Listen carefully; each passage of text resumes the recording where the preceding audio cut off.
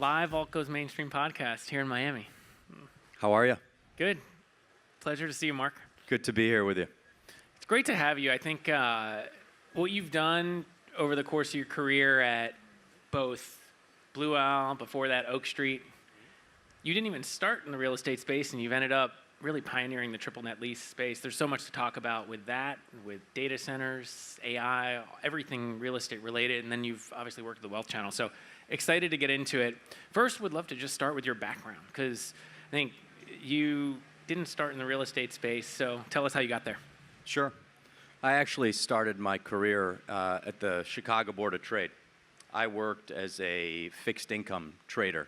I spread the futures yield curve at a firm called TM Associates. From there, I went to Merrill Lynch, and while I was at Merrill Lynch, I learned what a triple net lease was, which we'll talk about today. And I was so blown away by this lease structure that I left Merrill Lynch and I went to join a private equity firm that was focused on a single tenant triple net strategy. What was the light bulb moment for you about what a triple net lease strategy is? And maybe start by explaining what it actually is. Sure. So a triple net lease is a lease where the tenant in the building, not the landlord, is responsible for paying the taxes, insurance, maintenance, utilities, CapEx. So taking a step back, think about that. So you think about investing in anything, you have revenues and you have expenses. If you structure your triple net lease the right way in real estate, you're effectively pushing the expense side of the equation onto the tenant in the building, not the landlord, not the investor. Why would a tenant do that?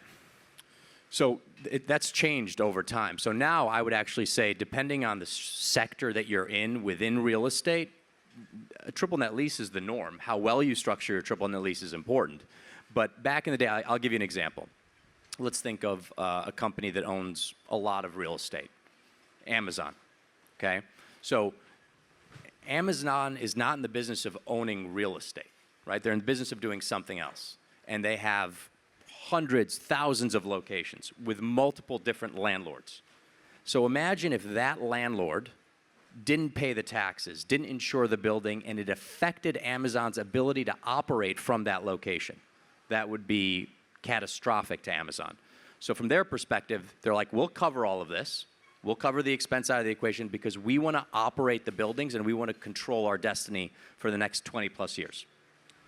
Interesting. So bigger companies, particularly in categories of consumer, probably data centers, Amazon's a hyperscaler, as are many others. You're seeing something like triple net lease become the norm, and then you add in the data center piece. That's probably related to. Get into that a little bit. Yeah, look, so in our strategy, we do all different kinds of real estate sectors. So with Amazon, we actually started on the industrial side of the equation, right? Distribution facilities, robotic distribution facilities. You can also do grocery stores. Amazon acquired Whole Foods a number of years ago. They got into the convenience store space, so you could describe it as essential retail as well. And now, to your point, data centers. And that's all the rage today, and that's what everybody wants to talk about. I think about it a little bit differently and take a step back. You can invest in a company a number of different ways, right? You can buy their equities, you can buy their stock, you can buy their fixed income, you can buy their bonds. You can also buy their real estate. And from my perspective, and again, I'm extremely biased, you'll hear me say that a number of times, I think it's the best of both worlds, because if you are buying their real estate right and you're structuring a triple net lease, you're generating a higher yield than you are owning their bonds, right? And it's more tax efficient. And I've learned from my compliance department not to play too much with this, so consult your tax advisors. But because you can depreciate real estate, that income that you're generating from that investment is generally offset. So it's a return of capital, which is lowering your cost basis, which isn't taxed at ordinary income rates.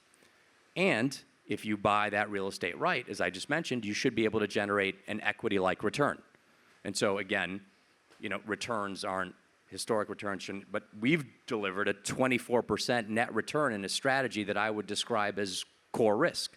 Very low risk, but delivers high returns. I want to dig deeper into that, but before we do, I think it's fascinating to see your background and how you've evolved. So you started Oak Street in 2009, right after the depths of the financial crisis. I would love for you to start there and tell us what that journey was like. You started with a $17 million fund, and now you have over $34 billion in the core real estate strategy alone at Blue Owl. So let's start there and rewind the tape to hear your journey, because I think that relates so much to what we're just saying today about data centers and kind of puts everything in context. Yeah, so again, it was probably 2005, 2006 when I learned what a triple net lease was. And at the time, I couldn't find a private equity firm that was focused on that strategy. So it was so new, if you will. But I found one, went to go work for them, and from 2007 to 2009, I was in New York from peak to trough. And that was the best learning experience I could ever have in my life, right? So I found a firm that was doing this triple net lease strategy, and I saw the world. Commercial real estate is bought and sold with a metric called cap rate or capitalization rate. That means unlevered yield. So if you're buying a property for $1 million and you're buying it at a 5% cap rate, it's generating $50,000 in net operating income in the first year. So I saw properties trading at 5s and 6 caps go up to 7 and 8 caps, a big move in a very short period of time. But the companies whose real estate you were buying were still great companies. So you were getting those companies at a 25, 30% discount overnight. And so, again, I was 29 at the time when I left and 30 by the time we launched Oak Street. And it was the depths of the global financial crisis. I didn't have a bunch of great firms knocking on my door offering me a job, wanting to pay me a lot of money.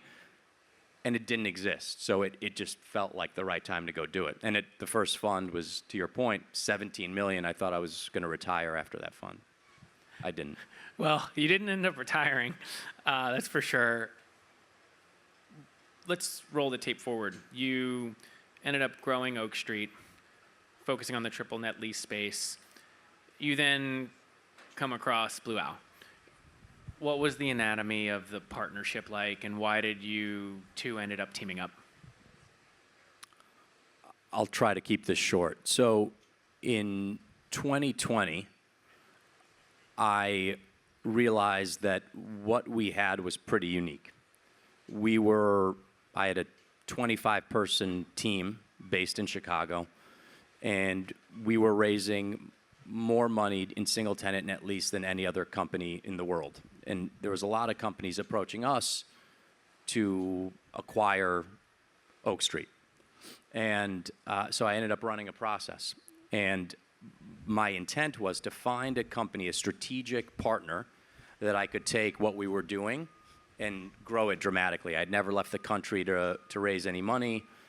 We had all of our investments were investment grade only. And we had one major investor in private wealth, and it was, I believed, a phenomenal investment strategy for private wealth. And so I hired a firm, we went out on a process, and I actually couldn't find the right partner. There was a number of our larger peers, competitors that everybody would be aware of that were interested and bid on my company, but it wasn't perfect. And so I did a minority stake deal with Goldman. 5 months later, Dial and Owl Rock merged in May of 2021 to form Blue Owl. I got a call from them and started spending time with them, and 6 months later, a deal came to fruition.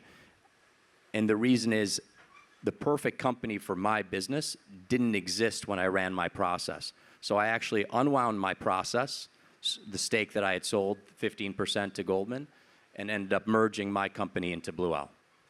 So I think there's a bunch of interesting things there when it comes to thinking about Blue Owl. So one is permanent capital. Blue Owl has, I think, 91% of its capital and permanent capital are very long-term locked funds across the 3 strategies that you have. 2 is there's the insurance business now. You acquired Kuvar on the insurance asset management side. And 3 is just the focus on the wealth channel. Blue Owl's, for those who don't know, one of the top 3, if not 2, capital raisers within the wealth channel, and that's because you've invested a ton in working with wealth in a way that they really understand. So as you think about those 3 things, some of that was there when you decided to get acquired by Blue Owl. Some of that was not. But how does that all factor into the real assets business that you're building at Blue Owl today? Yeah. So I'll focus on real assets. So we launched our private REIT in September of 22. Arguably the absolute worst time to launch a private REIT competing with all the names that we know that were losing flows, were hemorrhaging, and were gating. And from that period of time, from September 22 to date, we've become the largest capital raiser with a 0 start in real estate in private wealth. And that's, again, to me, a tremendous feat because we were offering something that was completely different than all the other groups that were out there. We were offering a strategy that reduced exposure to expenses, that had investment-grade counterparties, that was distributing a current monthly income stream from cash flow from real estate that was 40% higher than everybody else's. And again, I could not have done that alone. It's definitely 1 + 1 = 30. What about the way that you've built the real assets business and the types of strategies that you have? Why does this fit so well with the wealth channel? So we're not going to be all things to all people. And when I think about what we do at Blue Owl, and just to be clear, we went from when Blue Owl and Oak Street merged in the 4th quarter of 2021, we were $12 billion in assets. Today, we're at $64 billion in assets, literally 3 years later in one of the worst commercial real estate environments that we've seen. And it's because what we do is different. The 3 things that we focus on are income producing, downside protected, and have substantial total addressable markets, and the teams executing on those strategies are truly pioneers in what they do, right? Like in net lease, we have an 80% market share. That's a tremendous market share. In real estate credit, we're a lender to other real estate strategies and companies. We have a 32-year track record in a company that we acquired called Prima that is the leader in real estate securities. And so when you think about that, to have such a dominant position in net lease, to have such a dominant position in real estate credit, downside protected income generating strategies, I think that's what people want today. How much does scale and certainty of funding matter? This sounds self-serving because we're one of the biggest in both, but I think it is. I think it's really important. We'll stick with the Amazon example. And people are always shocked that we're buying at the levels or the yields that we're buying when we're buying from great credits like Amazon. If you only have $1 billion, you're not going to be able to move the needle for that company. So when you're approaching them and you're saying, I want to do, what we do a lot of is something called a sale leaseback. We're going to the company, we're buying assets that they own, and they are renting those assets back from us. Or what you're hearing about today specifically with data centers, it's something called a build to suit. So the company says, I want to build a data center right here, but I don't want to use my own money to build that data center. You negotiate a lease, and then you build the asset for them. When you have scale, when you can do multiple billions of dollars together and deliver a proposition that reduces risk, execution risk, that's worth something. So it allows you to buy better. When you think about data centers, you think there's all sorts of ways to play the AI trend. You can invest in publicly traded companies, you can invest in private companies depending on the accreditation status of the investor, the funds that you're in, et cetera. You can also invest in real estate. Is real estate the best risk-adjusted way to play the AI trend? So for the second time, I'm biased, right? Look, I think it's this. I think you get your AI exposure but you own a physical hard asset. And so regardless of what's going on, and some people believe AI will go like this, compute will go like this, but honestly, I have no idea. And I don't want to make the bet, and I don't want to see this type of volatility in my portfolio. If it does extremely, extremely well, then obviously the value of the underlying mission-critical building that you own should increase in value, right? But if it doesn't, I still own a hard asset that's paying me rent for the next 20 years and covering the expense side of the equation. So on a risk-adjusted basis, I do think it's the best way to play it. What do you think are the biggest risks associated with investing in real estate tied to the build of data centers? We saw recently some firms have pulled back on building more data centers. Maybe there's another technology or from another region of the world that creates some sort of cheaper way to produce or store data for AI. Like, what in your mind are the big risks of putting money in the ground today? Two things. So number one is when you're investing, if you're going to be investing in data centers, at least the way that we want to invest in data centers, you don't want to do it speculatively, right? You don't want to say, oh, I'm going to buy that piece of dirt and Google, Microsoft, Amazon will want to be there, and then I'm going to bring power there.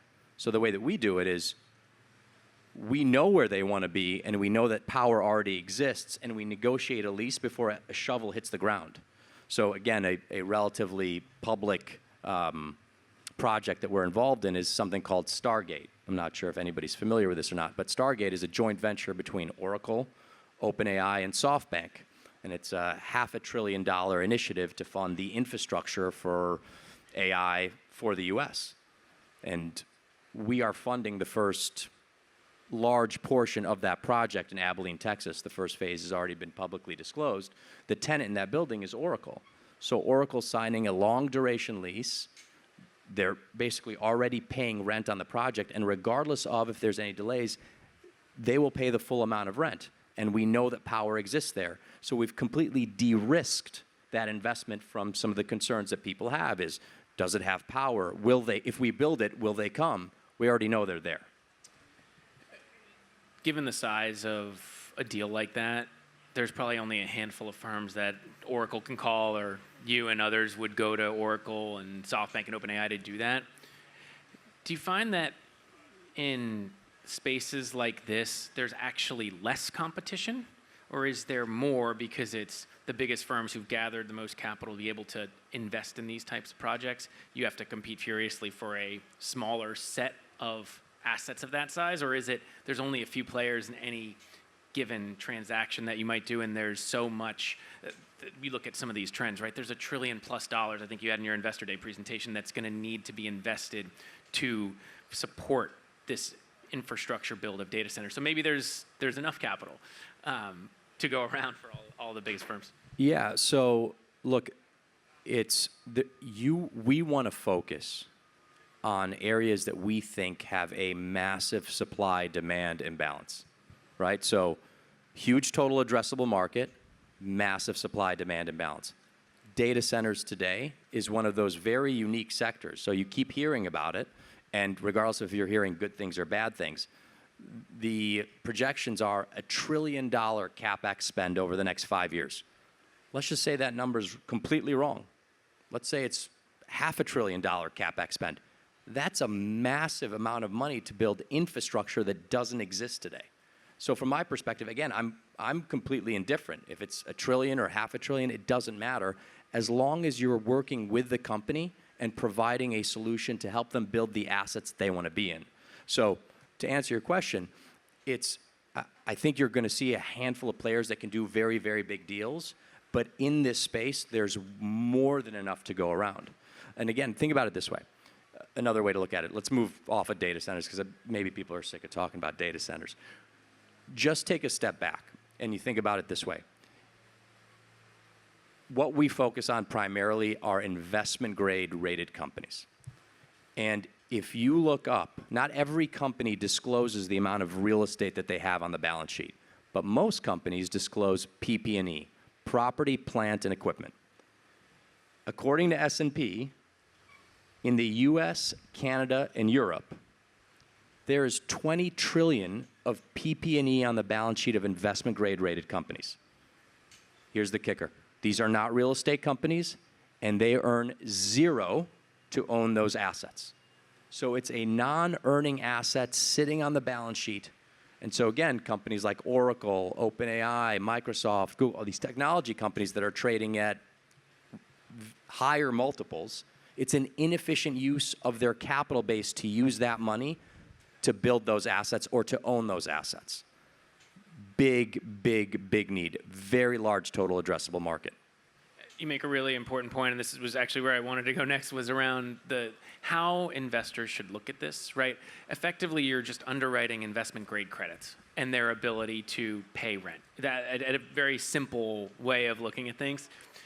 I'll just answer yes for now, but keep going. So the next question, though, is how should investors, particularly in the wealth channel, think about where does this come out of their asset allocation? Is it a real estate allocation? Is it a credit or fixed income allocation? How do they think about this? So I think it depends on your duration, how long you're willing or looking to invest and what you're looking to generate out of your investment.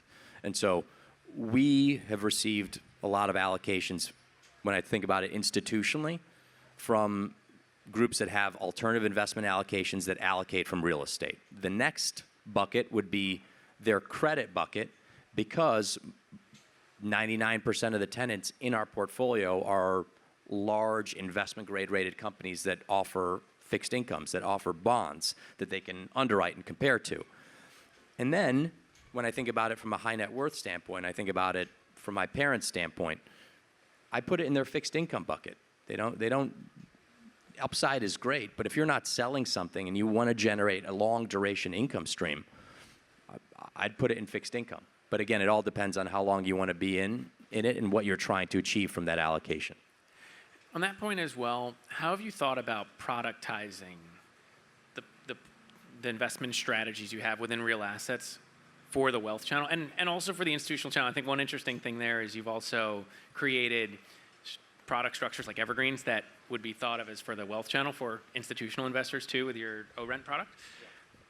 Would love for you to talk about how you think about how to productize these products for both wealth and institutional channels. Yeah, so, and again, this was one of the other major benefits of merging my company into Blue Owl. I had people that were ultra focused on this and understanding what made sense for private wealth. I wasn't thinking about it from a structure standpoint. I was thinking about it simply from an investment standpoint. I'm investing the money, so obviously that's where I want to be spending my time. But historically, we had built the business on a closed-end drawdown fund model, okay?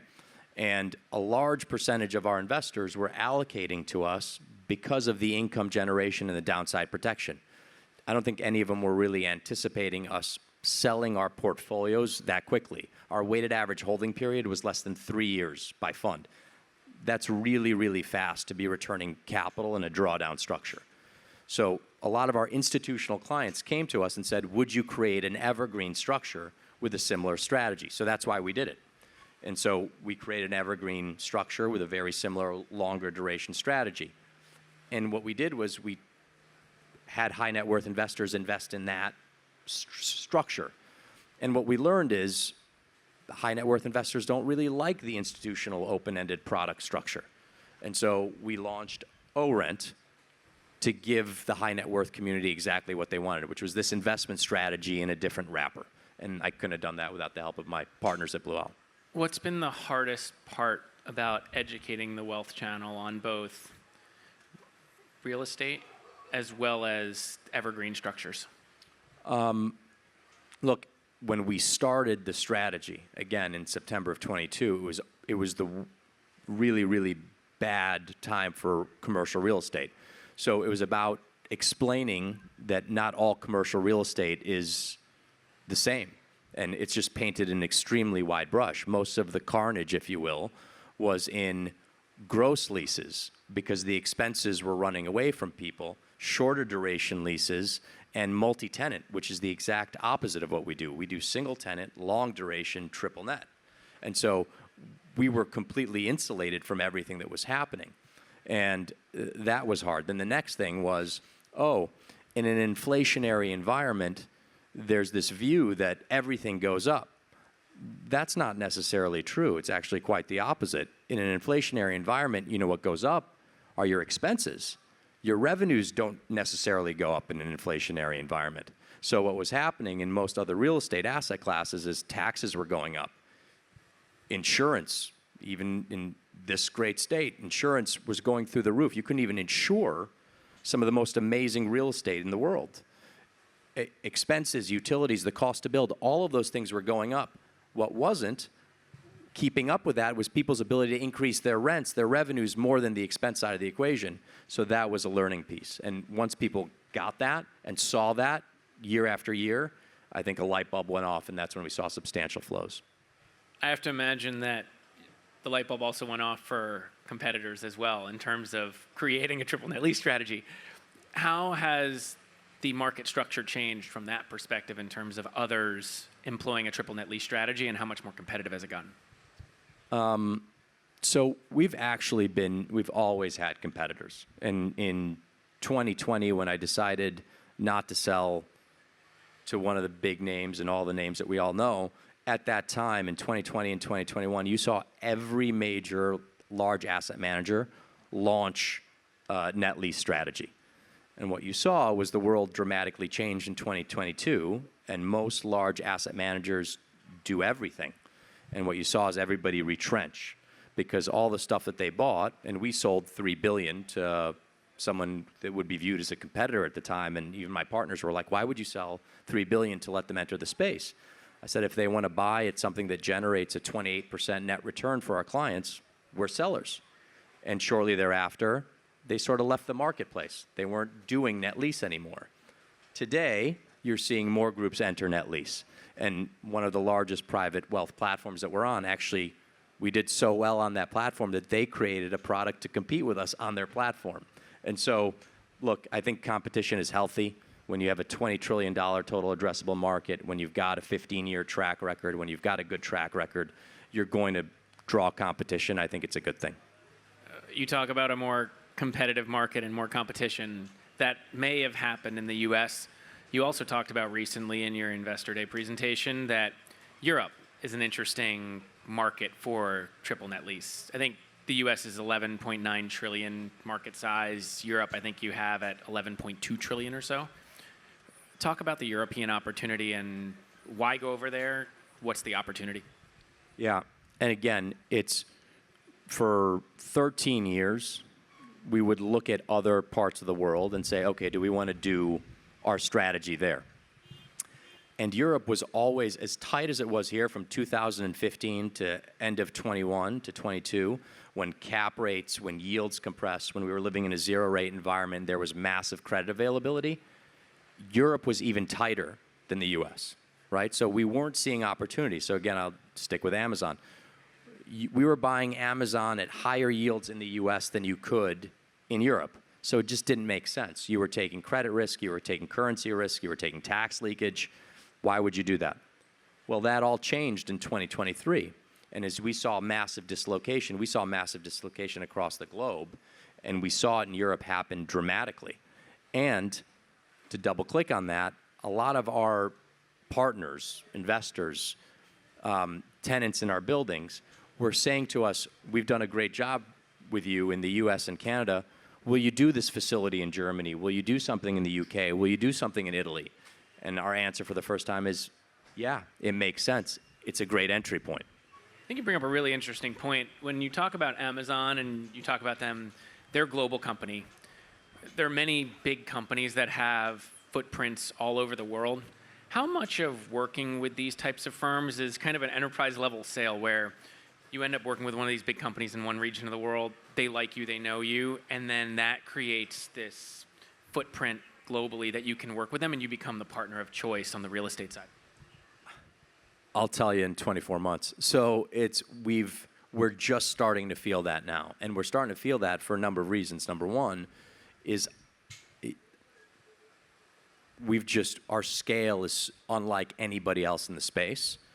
And we are working on substantially larger projects. And you're seeing a lot of these companies look to do things globally today, right? So they're saying either we want to unlock value or we want to build this manufacturing facility, and that's what's allowing us to capture the opportunity. But we hope it translates to exactly what you just said. Where are we in the real estate market right now? This is always a tough question. So I think if you have not been investing in real estate over the last 24, 36 months, you've missed one of the best buying opportunities that I've seen in my life. And so again, since the global financial crisis, this has been a tremendous opportunity for a number of reasons. Number one, for all the reasons that we know that make it difficult to buy. Interest rates went up, inflation went up, and I think the biggest driver of deal flow is credit availability. Lenders stopped lending on commercial real estate. It truly fell off of a cliff, right? So when you see debt capital go down and you see interest rates go up, it makes it very, very difficult to buy. Most people associate a tough tough real estate environment with interest rate. It's interest rates plus spread plus credit availability. The highest interest rate environment that we've lived through over the last 2 decades was actually 2006. The 10-year Treasury on average was 4.8%. That was an extremely frothy environment for all asset classes, specifically real estate. Why? Because all the major banks were lending 85, 90 cents on the dollar, 10 years interest only. You're going to see euphoria, right? So to directly answer your question, I think we have barely scratched the surface. I think this is depending on where you are in real estate, you're seeing credit enter the market again. I'm not picking a bottom or a top or where interest rates are going. That's a fool's errand from my perspective. I want to be buying at a specific cap rate or yield that delivers a specific cash flow after debt service, and I want to have a view for 15 to 20 years. So I think it's a great environment. To answer your question differently, $20 trillion market opportunity. People say, what inning are you in? The game hasn't even started. There was $41 billion in transaction volume on a $20 trillion market last year. That's, forget all the new builds that are taking place, just existing product. Massive, massive opportunity. Have a lot of firms been really deploying over the last 24 to 36 months? Like, have they recognized that and seen, okay, this is the time? It sounds like going forward is as well, but maybe a little bit different based on where rates go.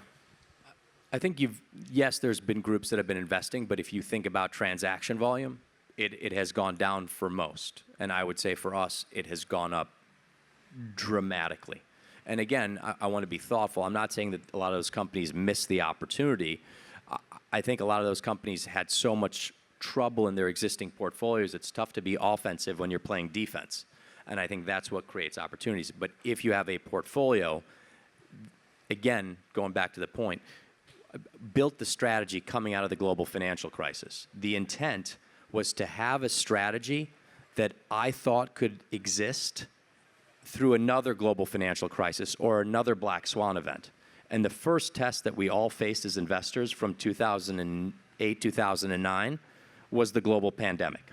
And depending on what strategy you invested in, there's a different way to measure the manager and see how they did in that period of time. I think in real estate, it's pretty simple. How much rent did they collect when the world was shut down? Right? It's a pretty simple way to measure a real estate manager. And again, it's a very self-serving measurement because we collected 100% across all of our tenants in every portfolio on time. And that's what I think is useful. What in your mind were the biggest drivers of making that happen? Was it underwriting? Was it the way you structure deals? Was it just finding the right credits to work with? I think the biggest thing, and again, you won't hear a lot of real estate firms talking about this, is credit quality, right? So, but that's not all we're focused on, but credit quality, lease structuring, and buying real estate well, right? Understanding what sectors you want to be in and why you want to be there, and then making sure that you're structuring a deal that if the tenant no longer wants to be there, and by the way, they're obligated to be there for the life of the lease, but if they decide at some point that they want to leave, that you can re-tenant that property relatively quickly. What are you most worried about in real estate right now? That's always a tough question. I am worried about massive movements in technology that my mind can't comprehend. Again, when you think about the way that we've built our strategy and our business models, it's about making things simplistic. It's about you cover the expenses. I want great credit quality. I don't want to bet on when the market's coming back. I want 15 to 20-year leases. I want my rent to go up every year contractually, right? So the things that we've eliminated a lot of the major risks that you think about in other strategies. The risks to me are the things that I can't even think about, that my team can't quantify today. And we're spending a lot of time trying to get ahead of those. On that point, you think about data centers as being one of the biggest trends right now. What in your mind is next? No clue. As it comes to real estate, and as you think about, okay, we're financing the build of data centers. Is there something else? Decarbonization is another one that's a big mega trend. Like, is there something like that you've even done that a bit with Crusoe as one example, right? That's a combination of the two. I think it's this. I think, look, there's the areas that we're seeing the biggest capital flows are, number one, data centers is unlike anything anybody has ever seen, truly. The amount of CapEx needed in supply, demand, and balance is once in a generation opportunity. The other thing that's smaller and far less sexy, but I think is a massive opportunity, is manufacturing facilities and the onshoring movement of manufacturing facilities. And when I think about the type of stuff that we want to be buying, the things that we want to invest in, it's where the products are made, and there's a massive need for the company to be in that area building that product. I want to ask a slightly more personal question based on your experience. So you started in 2009 with $17 million under management. You now collectively in real assets platform Blue Owl, $65 billion, 34 in the triple net lease strategy. Given how important scale is in today's world, if you were starting today, do you think you could start with a $17 million fund and build what you built at Oak Street and now what today is Blue Owl? I think it would be incredibly, incredibly difficult. I think it has been incredibly difficult, but there's no reason that somebody else out there can't do that. On that point, what advice would you give to somebody trying to build the next great asset manager? Number one, myopic focus. So over 15 years, there's a lot of different things that were appealing, that looked good, but I kept going back to there was so much white space in the one thing that we were doing. There's no reason to go try and do something else. And so I would say perfecting your craft, picking one thing, specializing and blocking out the noise is the best advice that I would give somebody. How do you think your perspective on asset management has changed now being part of a bigger platform? I mean, just to give context to the question, when I think about Blue Owl, it's like there aren't many firms, that have scaled to $265 billion of AUM in 9 years. But it's almost like if you could pick the features of an asset manager that you'd want to have from the start, you kind of have it. You have permanent capital. You have 3 strategies that seem to really fit together. You have scale. You have a wealth channel business that's humming. Like, what are some of the things you've learned from being part of this bigger platform? So it falls back to the same idea that I needed to do other things, meaning this. What I had pre-Blue Owl was a really, really, really good investment strategy and a great investment team. And in order to be a phenomenal asset manager, you need to have great compliance, legal, human resources, technology, distribution. I had none of that. We had such a good investment strategy and such a good track record, we were raising our unfair share. And so the ability to plug in to infrastructure, not to use that word, beat that word to death, and have that infrastructure be A plus that allows my team to do what they do best has been instrumental. You could not grow at the level that we've grown unless you have all of those things humming. Now you sit on the other side of the table from where you were in 2021 when you got acquired by Blue Owl. You've acquired a number of businesses, IPI on the data center side, Prima, the real estate side, Kuvar on the the insurance asset management side. What are you looking for when you think about acquiring other businesses to fit into Blue Owl's platform? Pioneers in what they are doing, truly. Strategies that we believe in that have massive supply-demand imbalance, massive total addressable marketplaces, an existing cohesive team that is focused day in and day out on that strategy, and a track record of delivering higher returns than risk taken in that strategy.